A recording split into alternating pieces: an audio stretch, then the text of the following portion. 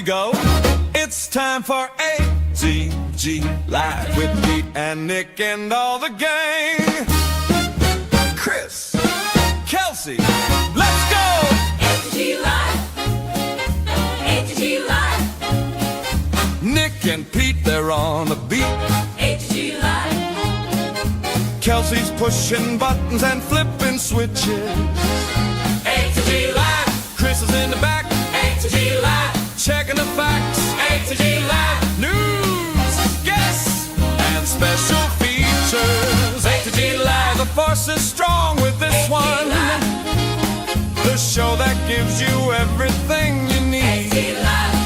If you can take it, ATG Live. the show you didn't know you needed. But now that you have it, you can't live without it. ATG Live.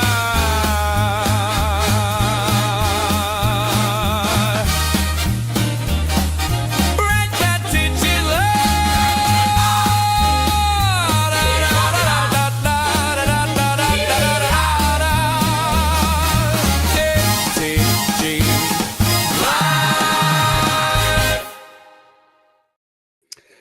Well, welcome to ATG Live.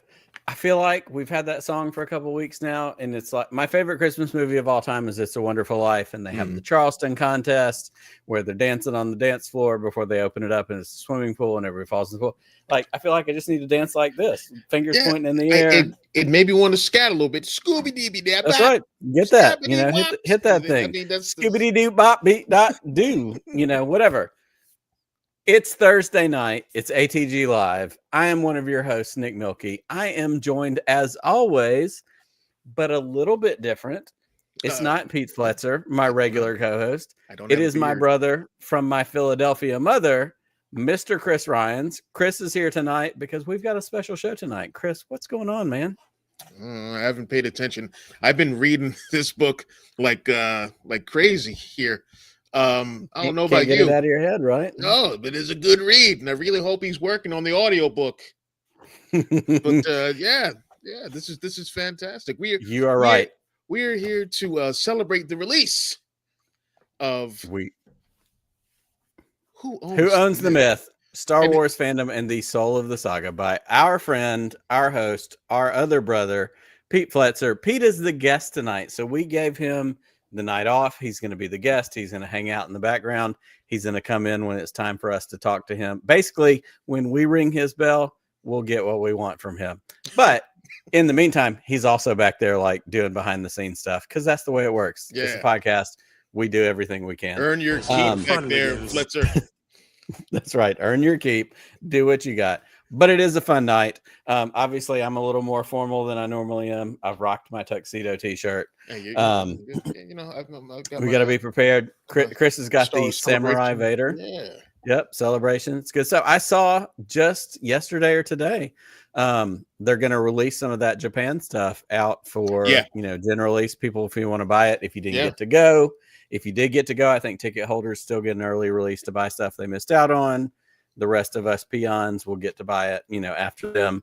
But always a good time for Star Wars. And Thursday night here on ATG Live is no different. So we've got a bunch of stuff going on. As Chris said, tonight we're celebrating the release of Who Owns the Myth, which is the book that our good friend and co-host and brother Pete Fletzer has written. Came out Tuesday, 2 days ago. It's out in the wild. Amazon. Honestly, I recommend you buy it from whoownsthemyth.com because if you do, let me just give you a quick preview. You're going to get this cool pen. I'm going to hold it upside down. An enamel pen, real life.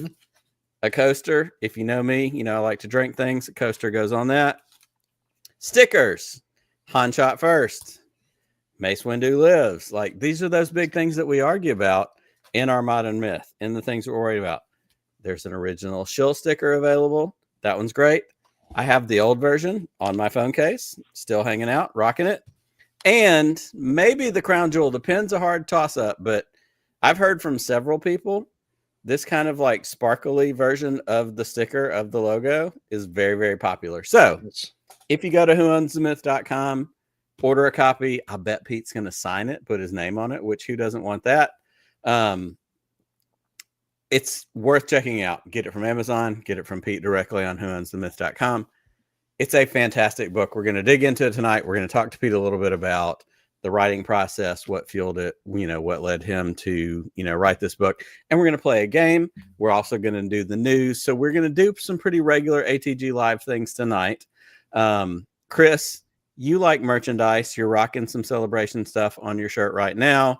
You sell merchandise. I would be remiss if I didn't plug the SSWnetwork.com.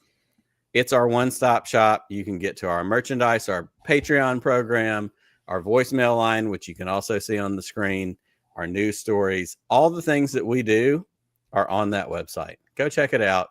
The SSWnetwork.com, your one-stop shop for all of our nonsense. It's quite that simple.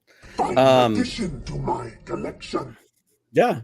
Add some stuff to your collection. Add a t-shirt, add a sticker, add a pint glass, whatever it is that you need that you don't have, go find it there. The holidays are coming. What better than to buy everything for your family and friends who don't care about Star Wars than all of our silly designs, all of the things that we have made at the SS Net. And I'm telling you, there's a pro tip. This is your Uncle Nick right here chiming in. Buy it from us. They're not going to care about it. Once they don't care about it, they're going to go, I don't know what to do with this. And they're going to give it to you. So then it's yours. And then you get a pint glass. You get a t-shirt. You get a sticker. This is how you backdoor into getting stuff you want by pretending to give it to somebody else. Genius. I got you. Yeah. That is surefire gameplay. I love it. That's how we do it. That's what we do. What else do we have going? We have the ways to get involved. We've got the voicemail on the screen, 504-321-1501. Call us, leave us a voicemail. We'd love to talk about it. Tell us how much you don't like us. Tell us how much you do like us. Whatever it is you're feeling about this show, the topics we talk about, which are basically Star Wars in all its various forms and versions, call, tell us. We don't care. We'll probably play it on air. We've played plenty of voicemails where people talked about how dumb we were. It's fun. We enjoy it. So normally at this point in the show, I would welcome Kelsey and Chris into the show. Couple things are different this week. Chris is here because Pete is the guest. So Chris is filling the Pete role. We're hosting together. I'm always excited about that because I love to hang out with Chris. Also, Kelsey is off. Kelsey wasn't able to join us last week. Kelsey's going through a little bit of a something. We love Kelsey. She's a huge part of this show. She's a big part of our family, and we're sending all of our best to her. We can't wait to see her again sometime soon. And I am going to toast Kelsey in just a minute. When it is time. Oh, look, there we go. Right there. Kelsey, we miss you too. We will see you very soon. But it's the perfect transition into toast time. It's toast time. Stoketoberfest ended last month. In the month of October, we have transitioned into our 10 Parsec Toast. It is time. I've got my beer poured up. And because I'm raising my glass to Kelsey this week, because Kelsey can't be with us. Is this okay? Yeah, you've got water. You're fine. You're good. You're not going to be able to fit an action figure into the top of that tiny No, that would be ridiculous and irresponsible. But no, I wouldn't do that. No. But I do have, and this is actually a Christmas ornament. It's got the ribbon on it and everything. Oh boy. But we are toasting to Kelsey tonight, and Kelsey's number one all-time favorite Star Wars character is Han Solo. Right there with her. That's why Kelsey's one of my people. So Han is going in the glass. Please, I believe we have the video queued up, ready to. Yeah, it's a small Han. It's not like a Lego figure, but we're right there in the edge. So, Kelsey, we love you. We miss you. We hope you feel better very, very soon, and we can't wait to see you back on the air with us. But to you and to everybody else watching, cheers and happy Star Wars.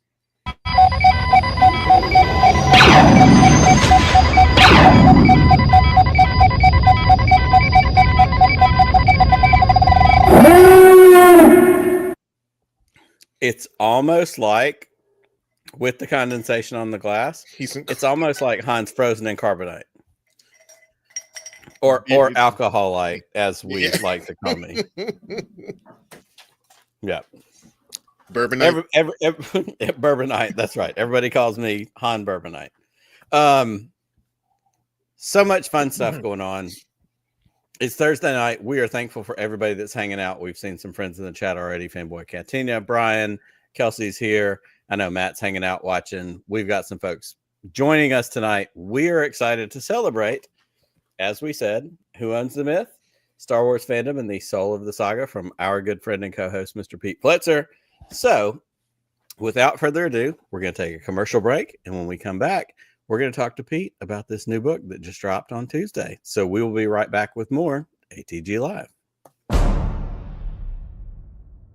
5 decades, one saga, the whole story. From author and podcaster Pete Fletzer, Who Owns the Myth takes you on a mythic journey through fandom, storytelling, and the battle for the soul of the first great myth of the modern media age. Ryan Airy from Screen Crush says, Fletzer is the voice of a generation, a must-read for any Star Wars fan. And David Whiteley, filmmaker and broadcaster, calls it a love letter to Star Wars and its fans. Who Owns the Myth? Available now at Amazon and whoownsthemyth.com. Welcome back to ATG Live, your Thursday night home for all things Star Wars. I don't care if it is cosplay tips, which we're not great at because we don't cosplay, reading things, which we're good at because Chris reads comic books and real books, and Pete's good at books. He's good at words. I mean, Chris is good at words. I didn't mean Pete. Pete that was is crazy. good at book. Pete is good at book. He actually wrote one. Look, it's got pages and everything. It's not a pamphlet. But Chris is good at books. Chris is good at comics. Chris is good at words. That's the thing that I was trying to get at. But tonight, we are here to celebrate our friend, our brother, our co-host, Pete Fletzer, who has written this new book. It is called Who Owns the Myth? Star Wars Fandom and the Soul of the Saga. So we have our copies. Without further ado, it is a great pleasure to watch. And actually, let me take that. Let me back that up a minute. It's not a great pleasure. It is a great pleasure. Oh. What I was going to say is, in my introduction, I don't know if Chris, you and I don't know if we've ever really talked about our story, our first time connecting with Pete, that kind of thing. Early in my Star Wars podcasting journey with Podcast of the Wheels, which started in 2017, somewhere along the line of starting my own Star Wars podcast, I started listening to other Star Wars podcasts and pretty quickly found Around the Galaxy. I'm pretty sure I found Around the Galaxy on its 3rd episode. I found it through algorithms, whatever they were in those early days, and started listening. And I've told Pete this a million times, but he used to end his show by saying, if you or somebody you know would be a great guest for this show, send us an email.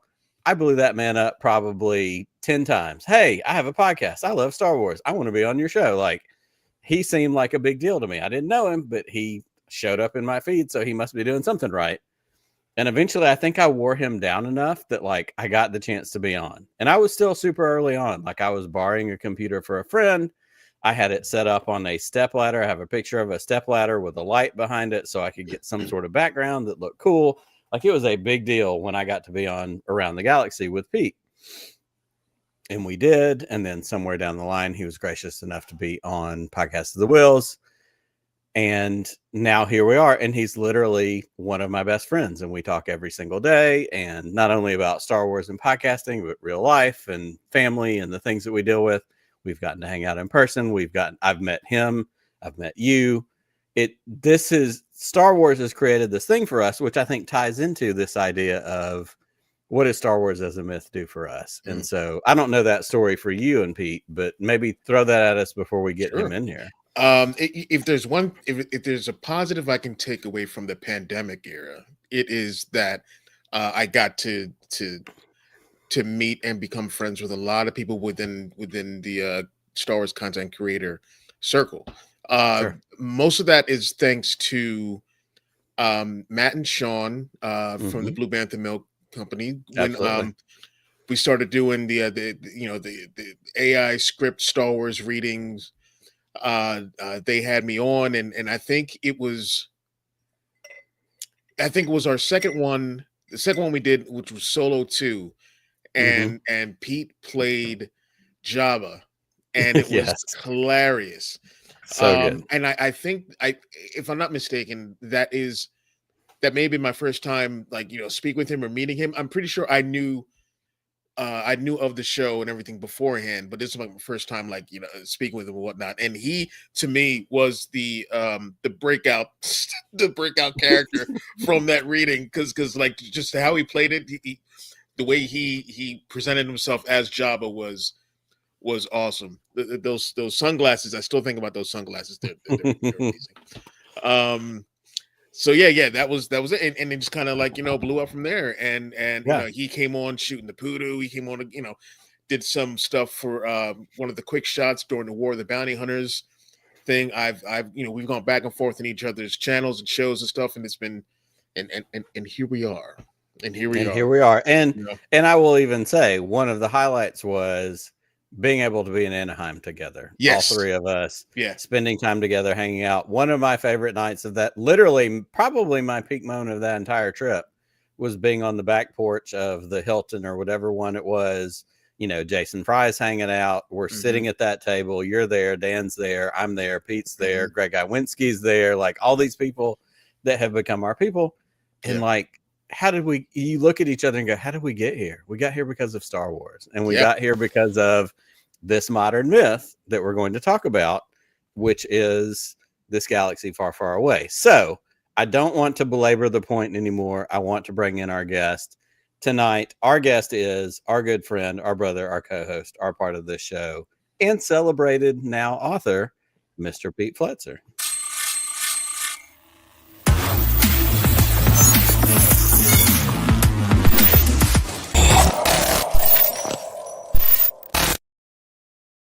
Gentlemen, what's up? The man, Look at this guy. The actual myth, the actual legend. I feel like every time I say the word myth, I just have to hold it up. Like it's a part of the deal. You got to. It's like Chris, a drinking game, but physical. I don't know if you saw me scrambling in the back. I have those glasses I did. still somewhere. I saw was it hoping too. to find them, but I don't know where they are anymore. Where are those sunglasses? Your Jabba was incredible.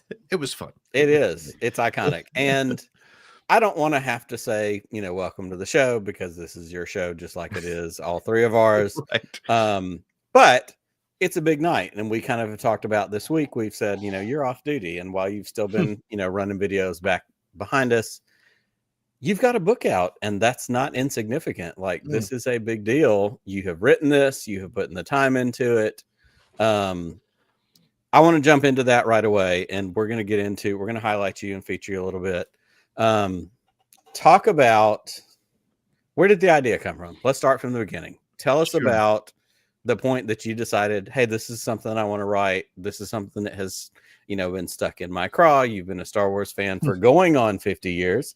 For all those who pitched a fit on TikTok, it's not a full 50 years because Star Wars is not full 50 years. We're close, but tell us about the beginnings of this.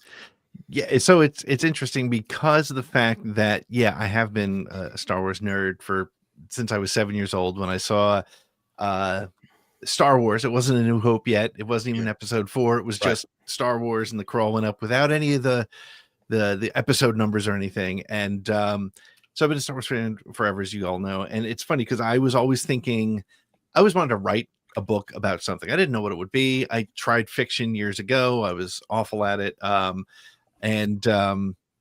But then I started thinking with the podcast, since the podcast had been around since 2019, I thought there's a book in there somewhere. There's something to do with the podcast in there. And I considered and actually started like 2 years ago writing a book about people's Star Wars story, which I always thought was very interesting. You know, like the way they got into it. But then I found two things. One, it wasn't my story, and I was telling somebody else's story, and that just never felt right to me, right? And the second thing was, I realized it was the same story over and over. It was, I went with my grandmother, I went with my dad, I went with my sister, I went with my brother, my uncle took me, you know, so it's always, and those are great stories. And just because they're all similar doesn't mean that they're not great stories, but it just felt kind of over and over. So I started thinking, well, what is it about Star Wars that kind of keeps us kind of coming back? And so there were two main questions that I was asking myself. One was, one of the first questions that I really started to dig into is, what happens when the creator of a story that is beloved walks away and then comes back, which is kind of what George did, right? He did the original trilogy, and he was still, you know, still ran Lucasfilm and all those things, but he wasn't writing Star Wars. In fact, there is evidence out there that actually proves that he had nothing to do with the EU and didn't want to have anything to do with the EU, and was totally cool with that. But then he came back, and what was the mindset of the fandom? Did we get to a point where we already have our own stories, we kind of know where it went? And I think, honestly, Chris, if I'm thinking about what it is about comic books that I have my biggest issue with, is, no pun intended, is that they fill in blanks that I didn't think I needed. And honestly, every time I've read a comic, I've been like, wow, that was actually really cool. But like, to me, I don't need that to be filled in. And so I think that's what happens. Isn't that, and I'm just going to pull you across for a minute. Isn't that ironic? Because you've said the exact same thing about the TV shows, whether it's The Mandalorian or Ahsoka or The Acolyte or something. Like you and I are lockstep on this. Yeah. Oh, a show about a bounty hunter that's a Mandalorian that's not Boba Fett. Like, I don't think I need that. And then we get it and we're like, holy crap, this is the best thing I've ever seen. Yeah. So it's interesting that from a media standpoint, I guess ultimately is what it comes down to, because you're saying the same thing. You know, like, yeah, my issue with the comics is I don't think I needed that story. The ones you've read, you loved. I think part of it's a volume thing. There's more comics. Oh yeah, there's than you can keep up with, and there's whatever. Yeah, but I think it's it's a media choice thing, because like I know Chris listens to audiobooks, and we've talked about a bunch of times. I'm too much of a multitasker for an audiobook. I can do it with a podcast because I don't necessarily have to lock into all the salient details. But the times I try to listen to an audiobook and I'm multitasking or thinking about other things, 20 minutes goes by and I go, I've heard it, but I don't really know what they were talking about, and have to go back and do it again. Where reading a physical book makes me lock in. And so I'm a physical book guy. Audiobooks don't work for me. So it's different for everybody, but I think it's interesting to hear you put it in that light for you when you compare a comic book versus a show. Yeah. No, I think it's I think that's kind of where my head is at. Chris, were you gonna say something? I'm sorry, I didn't mean to. No, it was mostly, it's really sad to hear you have these really crap on comic books is really shite takes on the comic books. But that aside, your writing process, and that's something, because I am a bit of a writer, and everyone comes to it. Everyone starts off differently. So for you, was there an outline first, or was it, because I kind of dive in, so it's like as soon as I get like that first couple of sentences, I'm off to the races. How was it for you? Kind of similar, and I think I just recently saw something, because I'm into the It thing, the whole welcome to Derry. I love it. But one of the things that I read somewhere or saw on a video probably was that Stephen King always says he's got an idea, he just starts and lets the story take him. For me, it was pretty, it was different. So the way, when I got about 2/3 of the way through, maybe a little bit more, I started to realize that there's sort of 3 very distinct sections. But other than that, I didn't have an outline. I literally started. In fact, I just the other day found it in my Google Docs. I just started with like an essay kind of a thought. And one of the thinkings that I had was, well, maybe I'll just do a book of essays. But then I found that one of the things that's kind of cool about the story of Star Wars and its fandom, and the fact that myth is so important to the fans, and whether they realize it or not, or whether they're conscious of it, is the fact that the story itself is kind of mythical in its sort of where we are now, and where we came from. And, you have the detractors, and you have the people who fight the hero, which in this case is the Star Wars story. And so it just felt like, and one of the things that I'm kind of very pleased about with the book is being a podcaster, like the 3 of us. I had no intention of doing an academic book. I had no intention of doing just a straight memoir, because my life is not that interesting.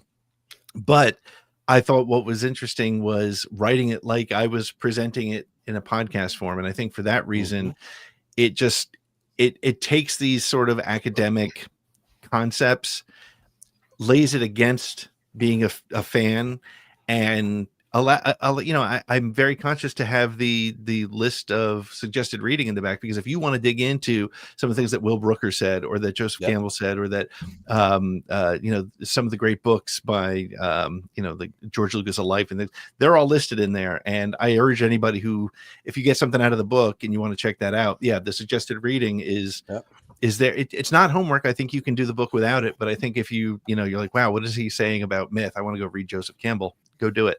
But so I think from that perspective, it was literally kind of written and in sort of a stream of consciousness, and had to go back and make some connectors and things like that. And that was also where I came up with the idea of wanting to do some interludes, where I wanted to illustrate what I went through that's related to some of those key points. And so, to me, the best feedback I've gotten from people who've read the book is, I read that chapter about, when you're playing in the sand pile with your action figures, and that brought me back to when I was a kid, or I remember the first time I saw Phantom Menace and I loved it, or I didn't love it, or whatever. And, the people who have been, if I impact anybody in any way to at least, like, if it brings them back for 1 minute to be like, oh yeah, I remember that. I remember when I first saw it, or whatever. That's honestly what Star Wars is really about. And I think we care so much about it because of the mythic structure. It's an easy story to follow. It's built into humanity. It's built into who we are, but it also was part of our childhood, which kind of full circle goes back to when I was trying to write the book about what people's Star Wars story was. It wasn't my story, but it was everybody's story. And so I think it's kind of an interesting thing that I learned about fandom as I went through it. I love that. And something that spoke to me and is when we have those moments of Star Wars fandom, whether you started out with it in the 70s, whether you started out in the early 80s, whether you start out with the 90s and 2000s, whether it's the prequels, sequels, original trilogy, wherever you land. For me, my thing is the connection to myth, the connection to modern myth, the story. I've grown up with Star Wars. It's been my entire life. It's been around my entire life. Joseph Campbell is a part of, the earlier, and I won't say the early formative years. When I was in elementary school, I didn't know who Joseph Campbell was. My grandparents were Campbells. So I was like, is this an uncle? Somebody I don't know. Am I related? I don't know what it is. Yeah. Like my mom is a Campbell. I'm like, is this an uncle I haven't met? But as I got into high school and college, and I went to college in the 90s and was a religion and philosophy major, all of a sudden it started to track and it started to become a thing where I'm like, oh, there's something here. Something that has tracked for me is, and what I love in this book is the transition of myth. When I was in college, we had some classes. I live in the deep South. That's not a secret. I had a class that was called Religion and Football in the American South, because that's cool. College football is a religion in this part of the country. And there's a lot of people who, if their team doesn't win on Saturday, they're mad and they don't go to church on Sunday. And it's almost like, are they holding this against God? Are they like, and everybody that's a fan of something, sports, professional, college, whatever. So something that spoke to me in this, Pete, is the idea of how a myth, classical myth, Greek mythology, those kinds of things, which we grew up with. We learned about Homer. We learned about the Odyssey. We learned about all these things. For us, Star Wars, like, this is a movie. This came from Hollywood. This came from this guy who we know and have met. Like, it's kind of along the lines, and this is going to sound weird. It's kind of along the lines of like when you realize that like Pablo Picasso died in like the 70s. Like this guy who was an artist and a painter, and you're like, oh, he's one of the, like, no, he was alive when we were alive. Like, it wasn't that far away. Yeah.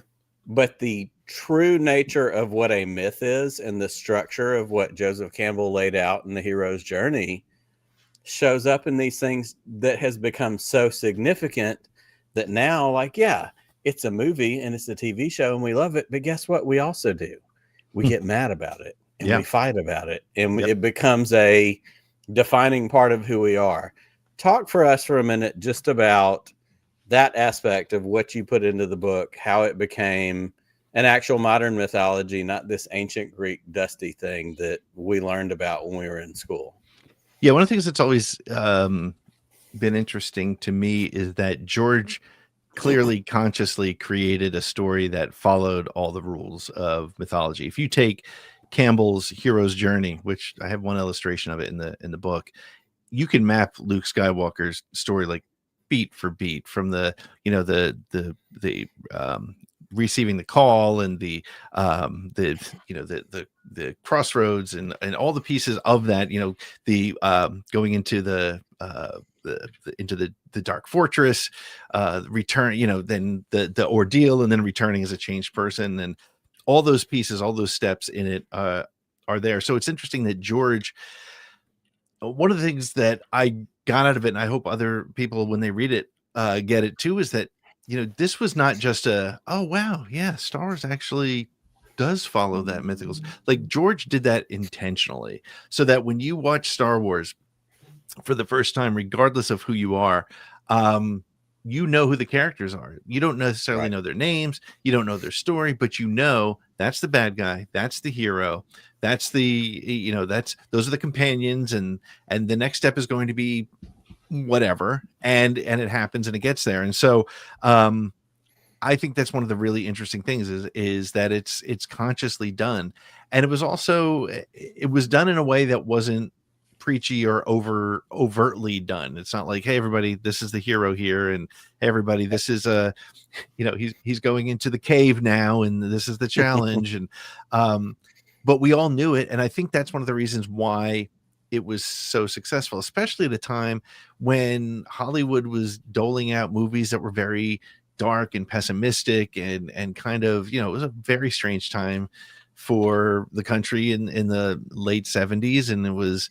nobody trusted anybody, and it was just dark. I mean, Taxi Driver, Jaws, Exorcist, All the President's Men, all these movies were just like great movies, but kind of downers. And so for George to come in and say, I'm going to create a modern day fantasy, it needs to be able to just click and happen. I think the last movie to do that really well was Wizard of Oz, and Wizard of Oz had about a 50-year lifespan. And interesting, I was talking to somebody last night on a different show, and talking about how Wizard of Oz seems to have faded, although now with Wicked back, it's pulling that myth back. Right. So and it's interesting because it's sort of what's happening in the Star Wars world, right? The Wizard of Oz is your base, that's that's your story. And I haven't seen Wicked. No offense to people who love it, it's just not my thing. But I loved it. Oh, it's a big deal. I'm sure it's a big deal in my house. Yeah. But I got you. I can answer all your Wicked stuff. But it's telling a story that augments the center of the myth, which I think is a weird thing about where Star Wars is now, right? I mean, The Mandalorian touches the main story of Star Wars, but it's a different avenue. It's a different way to get that story. So, but it fits sort of in the orbit of the main story. And I think that's a great way to look at it. And I want to get to this comment that Benny threw in there, but my wife, who was born, in the earlier part of the 80s, Wizard of Oz, like that was a formative part. Like every day after school, she watched the Wizard of Oz. Like it was a big part of her growing up, and it was such a huge deal. And I saw it as a kid, and I saw it growing up, and I knew the cultural significance or whatever. But then now you fast forward, and I've got a 9-year-old who, the two of them in the last year, and the second one's coming out in a couple weeks. Wicked is that much of a big deal. So that cyclical nature of what is a story that speaks to people? What is a story that connects? Whether it's the thing that you watched a million times. My wife didn't watch Star Wars a million times growing up like I did, but she watched Wizard of Oz. And when she saw Wicked, she saw Wicked in Atlanta for one of the play versions of it, 15, 20 years ago. But then when the theater version came out, I was out of town, and she called me. She's like, I just took her to see Wicked. She's like, I bawled in the theater. She's like, I don't know what to do with myself, because it had that connection. Yeah. Myth has that connection. Something personal and connective has that connection to us.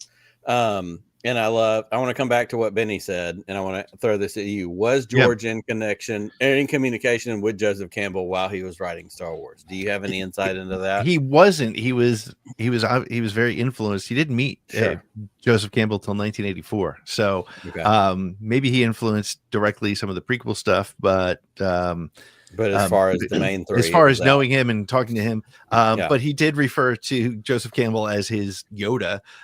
So without meeting him, the books that he wrote, specifically Hero with a Thousand Faces and a couple other things that he put together were definitely an influence. But he didn't actually meet him until 84. But can you imagine that meeting of minds between Lucas and Joseph Campbell being in the room for that? Please let us get that on videotape. Yep. It would be great. And I have another one from our good friend Brian Finnessy. He said, "Would you say Wicked is the Wizard of Oz from a different point of view?" Yeah. Chris is chiming in 100%. Yeah. From a different sensibility, coming from Elphaba's, upbringing and and all that. So this definitely comes from a different point of view. And it's the prequel. It's the backstory. It's all the things that we knew. Claire's fault that I am into. It's all in the Claire's tank fault. for Wicked. Yeah. Would you say Wicked is the Rogue One of the Wizard of Oz? Yeah. Absolutely. Yeah. Just well, with listen. a lot more songs.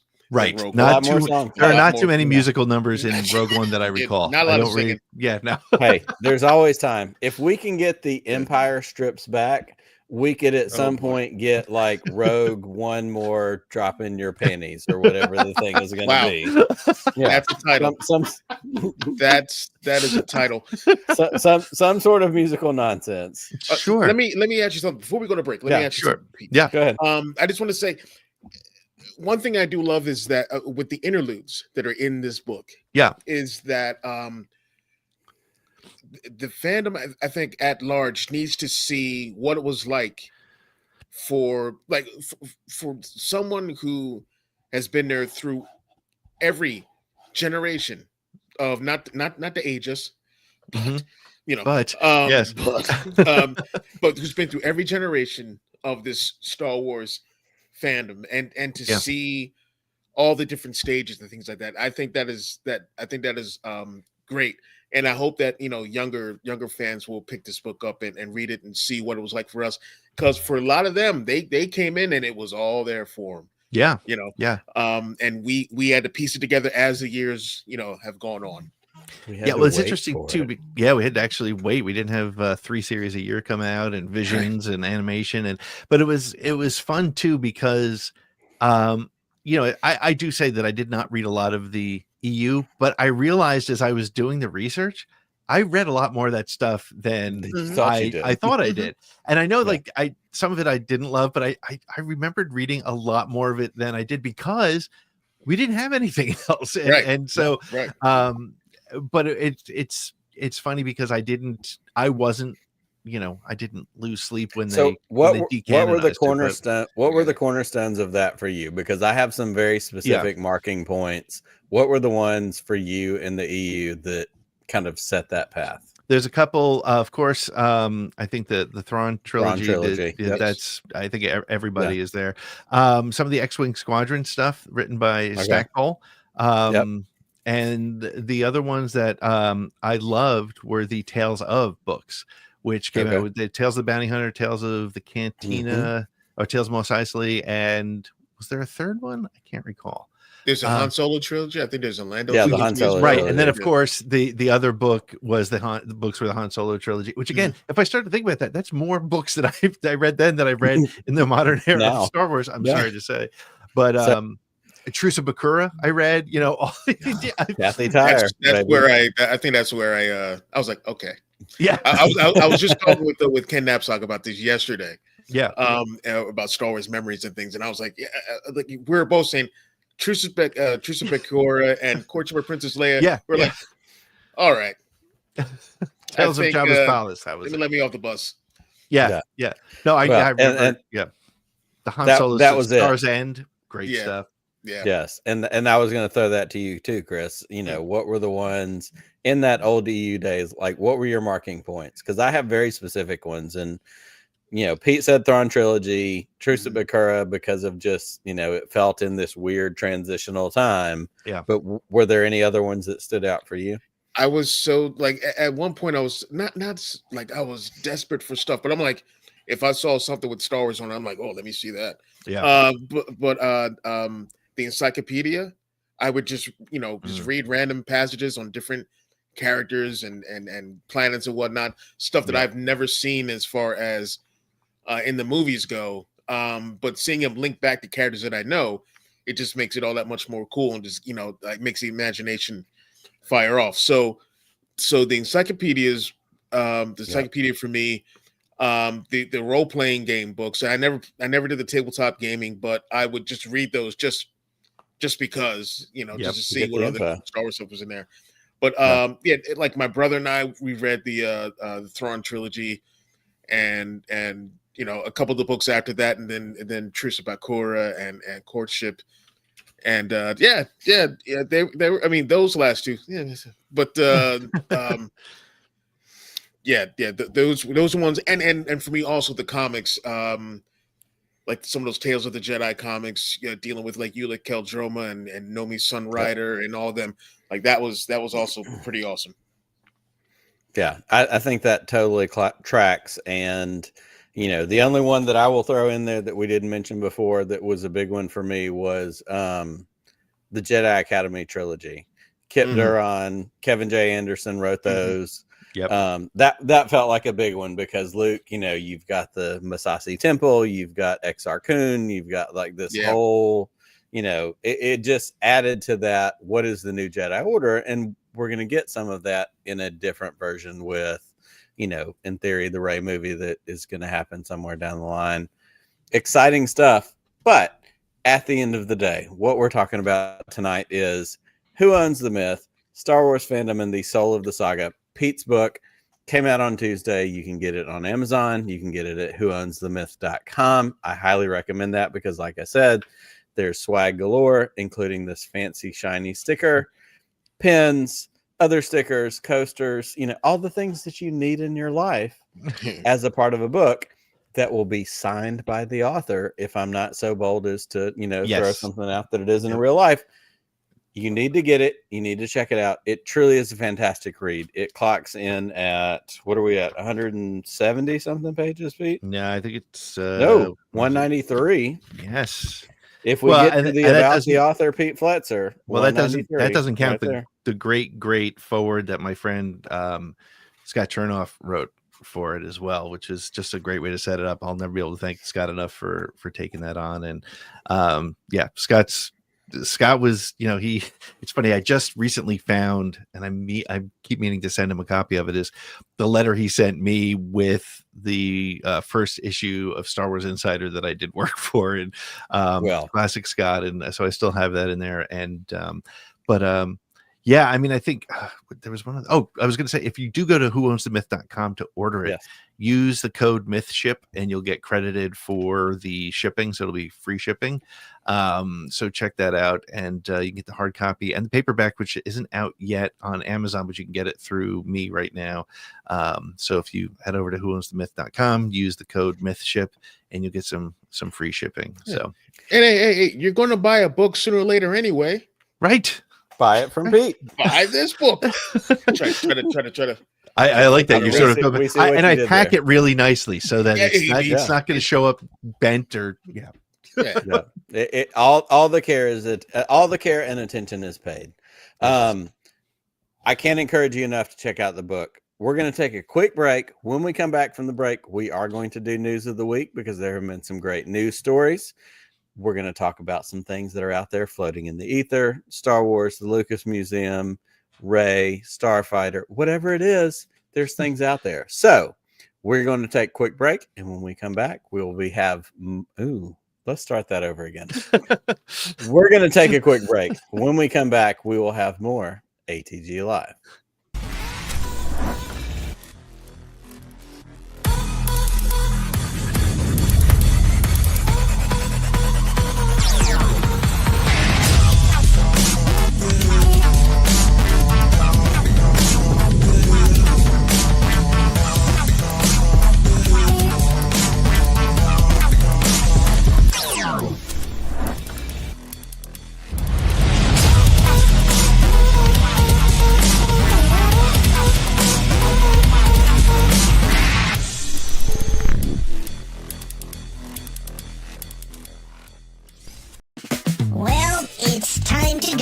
around the galaxy again. Welcome to the segment where our producer, Kelsey, clearly the most powerful being in the galaxy, selects this week's most overhyped Star Wars news from our website and forces a panel of organic life forms to argue about it. Loudly. For points. That she gives out. However she wants. This makes no sense to me at all. This week's special guest will also join the chaos, pretending that their opinions matter, while Kelsey quietly calculates who lives, who dies, and who gets muted. And at the end, the so-called winner gets 60 seconds of uninterrupted airtime, because that's what this show needs. More talking. So, hold on to your motivator and brace for impact. This is Around the Galaxy. Do I have to say it? Do I really? Roger, Roger.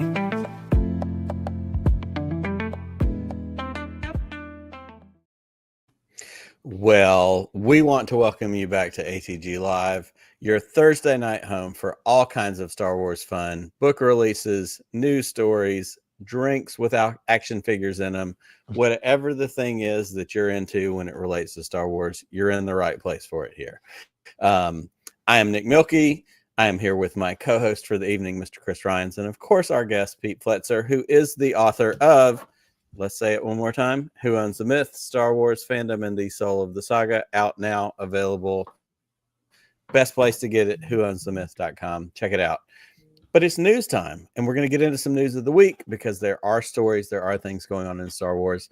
So I'm going to be your inquisitor tonight because Kelsey is not here, despite what Clanker said. Our first story, and Pete, you mentioned it just a few minutes ago, Star Wars Insider.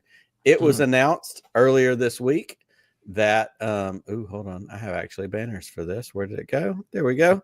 It was announced earlier this week that Star Wars Insider magazine, which has been around in various forms since the late 1980s, will end its long run in early 2026. Media is changing a lot. Obviously, we're in a digital age. There's a lot of things going on. But there's also Star Wars movies and projects that are still on the horizon. So I'll throw it to you first, Pete, because it's your night. What do you think this means? What does it mean for us as Star Wars fans with Insider changing? That's not what I wanted to do. What does it mean? It's not surprising. It's unfortunate. It's kind of nice to always have a print sort of way of getting Star Wars, I think, and that's the Gen X probably in us. I don't know if my kids have ever picked up a magazine in their life, but it's here's what I think needs to happen, and here's what I think is important. It's clear that it's going away because there's nothing that Insider can put in the magazine that probably can only be put in the magazine, right? Like StarWars.com does a great job of keeping up with the news and things like that, but more importantly, shows like us and Poodoo and hundreds, thousands of other Star Wars podcasts are already there with the news and giving their opinions. But what I think is really important, and Lucasfilm should really consider this, and hey, use ATG Live if you want, they need to have an official online presence other than StarWars.com. They need to have some personality. The Star Wars show was fantastic when it was when especially when it was what's her name? I can't think of her name. She's Andy Gutierrez. Yes, and and the other guy, but Pete or Carbone. Well, Pete was great, but there was Anthony Carboni. Anthony Carboni, that's it. And it was goofy, and it was, there were times it was cringy, and there were times you rolled your eyes, but it was a great source of information. There was personality behind it. Again, I think StarWars.com has, no offense to the people there, not a lot of personality, a lot of great information. And if you're willing to, follow it on social media, then you'll find it when it comes up. But they need something because they need to counterbalance the bullshit that's out there. And they need to make sure that their story, from a pure PR standpoint, they need to make sure that their story is out there in a way that people want to get it. Again, I'm not going to StarWars.com that often unless I see a very interesting link. I dig that. Chris, the end of Insider, what does it mean for you? The same thing, like pretty much everything Pete said. Like when it was announced, I was like I saw it coming up like a million miles away. Yeah. Working at a comic shop for ever, and ordering that, like I would order that book for myself and get like a couple of different covers and everything. But like after a while, I was like, I just kept getting it, but I wasn't reading it. So I'm like, oh, I already know that. Like everything in there was like, oh, I already know that. I already know that. Yeah. They did have like exclusive like short stories in there and stuff, and that was cool. That was awesome, and that became pretty much like the sole reason to get these magazines, at least for me, because all the other information you put in there is stuff that has already been online ad nauseum for like a month or two before this magazine comes out. So yeah, I saw it coming. That just, to me, that means I hope that it means that they're gonna step up as far as on the .com and start putting a lot more content on there. And yeah, like Pete said, I hope, I hope that some version of the Star Wars show comes back with some heart, with some personality, or just some kind of like discussion show, like, which was my favorite, was the after show for the Star Wars. for like, Rebels, right? Yeah. No. Like for the Star Wars show, it was just like Kathy Hidalgo and a couple of people, just like, or Justin Bolger and them, just like sitting around talking Star Wars. I love that. Yeah. I hope something like that happens. They really need to get back to that. That's cool. And I think in the article that we saw about the end of Insider, it does say, they kind of worded it in a vague way, this version of it, that like there's going to be something that continues. We don't know what it looks like. We don't know, what the next version of it is going to be. I do think that there is, like you said, there's a nostalgic part of it, whether you're a collector, you collect the covers, you collect the whatever, or you have somebody like Pete who wrote for, Galaxy magazine back in the day, which was not necessarily the direct connection to Insider, but, it had a lot of different permutations, and fanzines were a thing back in the day. So for fans of a certain age, this does feel like a transition from something into something else. Yeah, for sure. So we'll move on to the next one. Poe Dameron, and we're going to throw this at you, Chris, because you're on the screen right now. In a recent interview with GQ Magazine, Oscar Isaac was asked if he would ever return to Star Wars, after previously stating a few years ago, only if I need another house. He had a moment. He kind of comes back to it. He circles back to that comment. But he was open to conditions. In particular, he says, Disney's relationship to the current political climate. My question is, do you think he personally hurt the possibility of a Poe return by making a bold statement like that? Or, is being critical of the mouse something that's going to hurt him? No, if they want him back, they will pay, because they know with the corpos, it's all about money. So like, if they want him back, and if he wants to come back, he'll be back. It's nothing is personal as far as that, the business thing. Like it's just all business. So I think, he'll be, if he wants to come back, he will come back.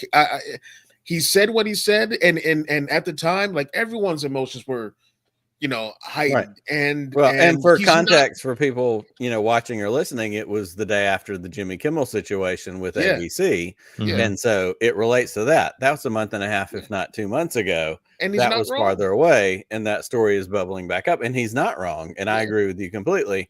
So it becomes that thing of going, I have a conscience, and I have a, and it's very political, and that politics in our current entertainment climate are very much intertwined. So, Pete, what about you? How does this land for you? Yeah, no, I agree with Chris. I think, signing Oscar Isaac, who is, he's one step below, a big deal. Yeah, and he's one step below Pedro Pascal as far as being in so many different things. I think he's a better actor than Pedro Pascal. No offense to Pedro, but if they write a Star Wars story that fits him, and they think they need him, they'll get him.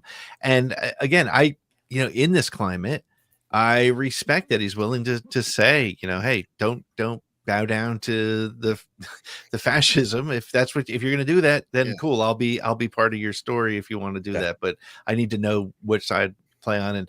But just like Disney is there for the money, I don't really think Oscar Isaac is going to say no if they called him tomorrow and said, here's $22 million to be. How many zeros put are in on there. that check? Yeah, yeah. Okay, I'm good. Tell me the comma count. Okay, we're good. Yeah. Ready to go. Exactly. Exactly. Yep. Awesome. Well, Pete, we're going to stick with you for our next story. The Lucas Museum of Narrative Arts, after an initial groundbreaking, which was in 2018, surprisingly enough, that's been a minute, has set a date for its grand opening of September 22nd, 2026, which is just a little under a year from now. Yeah. The 300,000 square foot structure set on 11 acres is, as George Lucas put it, stories or mythology appropriate tonight because, hey, time out. Who owns the myth? Stories are mythology, and when illustrated, they help humans understand the mysteries of life. The museum was built on the belief that illustrated storytelling is a universal language, which is absolutely something that you get into in your book. Here's my question for you guys. Are you going on opening weekend? And if so, what do you want to see there? I'm not going on opening weekend. Unless, for my wedding anniversary, because it's the 20th, unless that we're out in California for a trip related to that. But even then, I think it'd be kind of a hard sell. I'm interested in it. Honestly, I'm going to sound like a kind of a weenie here. I mean, I love everything George has done, and I'm excited that he's doing this and he's capturing and collecting all the importance of stories and mythology and it's a phenomenal idea. But I'll wait for the book to come out that will have all the pictures of the things in there and the stories he's telling. I mean, if I'm ever there, I will go. Let me put it that way. Of course. But I'm not going to make a separate trip for it, although I'm really impressed with what it is. And it's one of the weirdest looking buildings I've ever seen. And I would love to see it.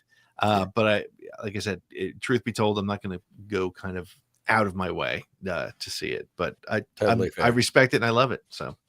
Totally fair. Chris, I know you're a gimme guy. Yes.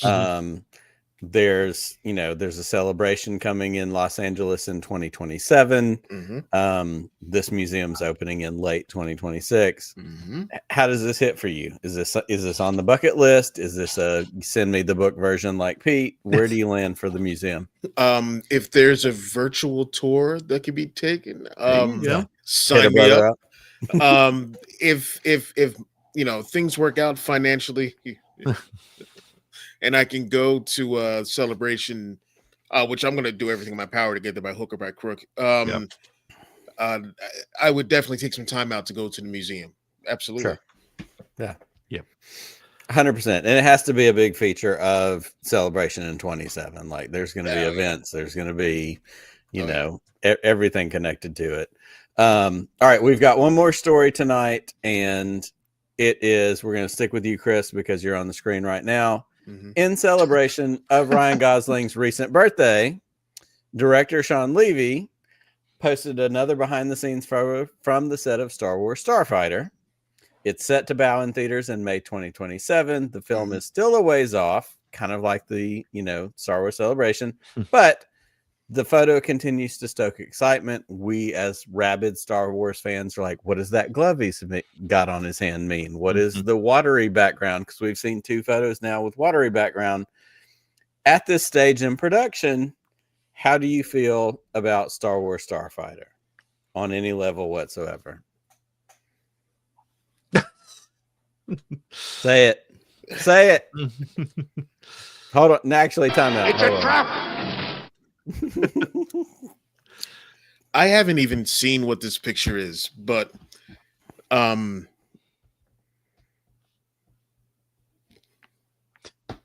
say it. Gimme. All right, hold on. Actually, hold on. Now say it. Now you're ready. Gimme. Okay. I don't just cool. There's another picture. Awesome. Gimme. I don't. So, and I think my question more specifically is, we've got Star Wars, we've got another movie that's seemingly in production. There's a little bit of, fool me once, shame on me, fool me twice, shame on you, that kind of thing. Various Star Wars productions. We've gotten at least 2 photos that seem to be someone on a set. Like, are we getting somewhere? Or are we closer to something being real? Like, we haven't seen any of that for the Rey movie, and the Rey movie's been a thing longer than the Starfighter movie has. So I think where I am with this question is, do we think it's happening? Like, that's kind of where I'm landing at this point. At this point, yeah. Because like if it was just like a logo, I'm like, yeah, we'll see about that. Yeah. But you know, there's pictures and whatnot, so it's happening. Or who knows? Maybe I'm sorry, not Lucasfilm, because they're not the problem here. Disney will be like, whoa, whoa, and then pull production or something like that. Who knows? I love Lucasfilm. Yep. That's the only reason Disney got me. Sorry. Hey, I hear you. All right, Pete, what about you? Starfighter, where you at? I like the odds. I think it's in a good spot. I think seeing the director and the lead actor together on set with him clearly wearing Star Wars garb of some sort. I think they're definitely shooting it. I think there's been conversations recently with I can't think of his name, Matt Smith saying this is sort of redemption, because he was supposed to be in The Rise of Skywalker apparently and wasn't. So yeah, I think it's definitely happening. I'm very excited for it. I honestly am looking more forward to that than Mando and Grogu, because I feel like this is going to be something completely not a new. competition. No, it's not. And yes, but if I had, if somebody said, Pete, you can go into theater A and see Mando Grogu, or theater B and see Starfighter, I would choose Starfighter, because I would split like an amoeba. I would find a way and watch them like sitting in both rooms. When is the next showing of the other one? Yeah. But I think I'm just excited because it's in a place that we don't know much about. They've said I think it takes place after the sequels, but I don't really know. 5 years after the sequels. Okay. Rise of Skywalker. Yeah. Okay. So, and very intentionally stating in an era, in a time, in everything that we haven't really dealt with before. And I think that's the one thing I saw in one of the articles I read, talking about the two behind the scenes pictures we've got clearly come from the same time, the same shooting day, the whatever. Yep. They're on the water, they're on a boat, they're on a something. And we've had 1,000 desert planets in Star Wars, and that's awesome. Give me Jakku, give me Tatooine, give me whatever you give me. Right. But there's been a lot of like, are we trying to differentiate this enough? Is this Mon Cal? Is this, somewhere else where water's involved? You go back to Rey in, Force Awakens. I've never seen this much blue and green in my life, or whatever she says. Yep. They are trying to, and I'm with you, Pete. I think if I'm throwing my 2 cents into it, I understand as a general vibe what Mandalorian and Grogu is about. This other thing, like, we're kind of out there on the, the longer, thinner edge of the branch. Let's check this out. This is something new and different.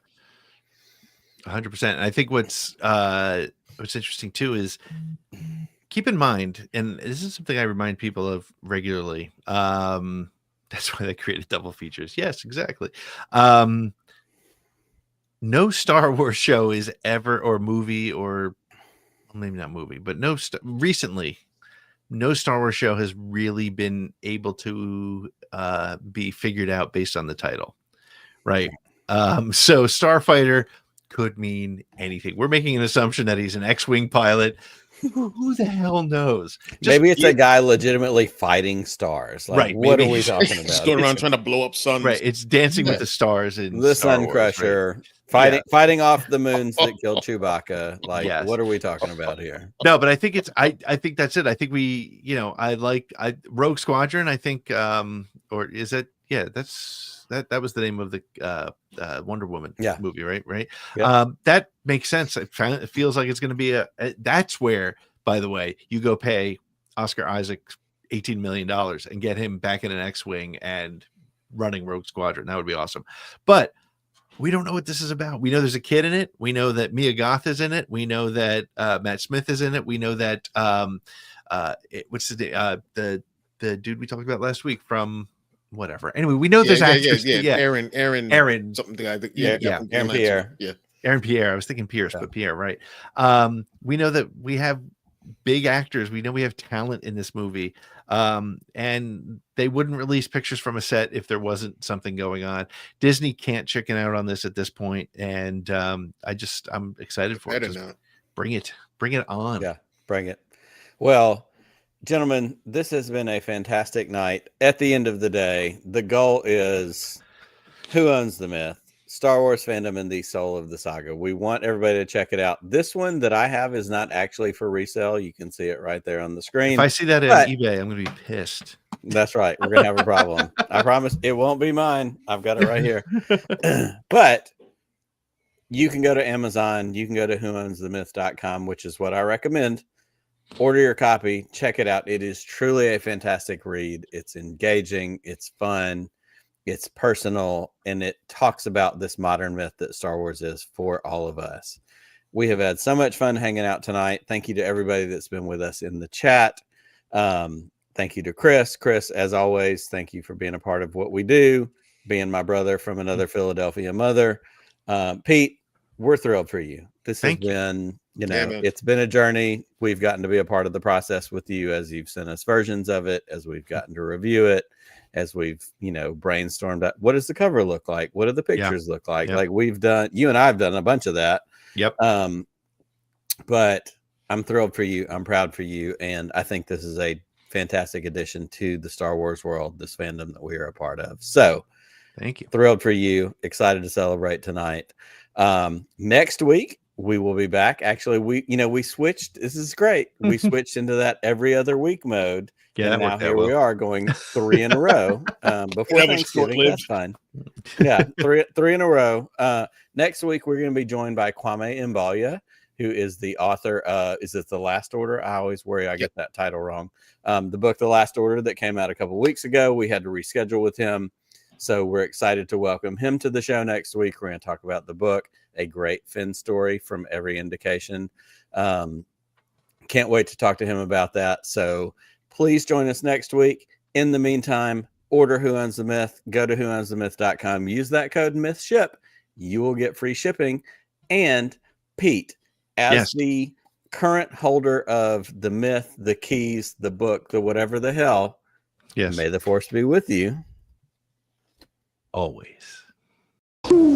Just one more round, friend, then homeward bound, friend. Don't forget me in your dreams. Just one more song, friend, and then so long, friend. The nights get shorter, it seems.